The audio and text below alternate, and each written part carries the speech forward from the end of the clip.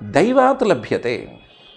ఎలాగూ పుణ్యం చేశాం కదా, పుణ్యం చేసిన దానికి ప్రయోజనం అనేది రావాలి కదా, ఆ పుణ్యం తన ప్రయోజనాలన్నిటినీ ఇచ్చి తీరుతుంది కదా. కాబట్టి దైవాత్, ఏ దైవం వలన, ఏ పుణ్యం వలనైతే ఈ శరీరం మొదలైందో, ఏ పుణ్యంతో ఈ శరీరం నిలబడిందో, పెరుగుతోందో, నడుస్తోందో, లేదా మరొక పని చేస్తోందో, అదే పుణ్యం వలన ఆ శరీరంతో రావలసినటువంటి సుఖం, ఇంద్రియ సుఖం అనేది ఎంతో కొంత వచ్చి తీరుతుంది. దైవాత్ సర్వత్ర లభ్యతే.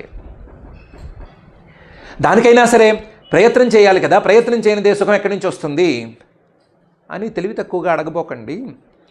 యథా దుఃఖం అయత్నత.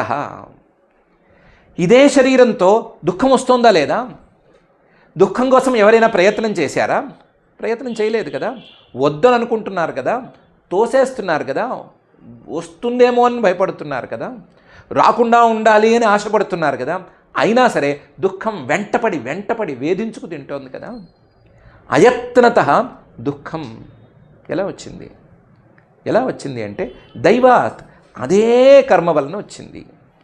ఏ కర్మ వల్ల అయితే ఈ శరీరం పుట్టిందో, ఏ కర్మ వల్ల అయితే ఈ శరీరం పెరిగిందో, ఏ కర్మ వల్ల అయితే ఈ శరీరం నడుస్తోందో, తిరుగుతోందో, రకరకాల పనులు చేస్తోందో, అదే కర్మ వల్ల వచ్చింది. అదే కర్మ వల్ల వచ్చినటువంటి దుఃఖం అయత్నత, ప్రయత్నం లేకుండా కూడా ఎలాగైతే వస్తుందో, అదే కర్మ వల్ల వచ్చేటువంటి సుఖం కూడా ప్రయత్నం లేకపోయినా వస్తుంది. కాబట్టి దానికోసం ప్రయత్నం చేయవలసిందేమీ లేదు.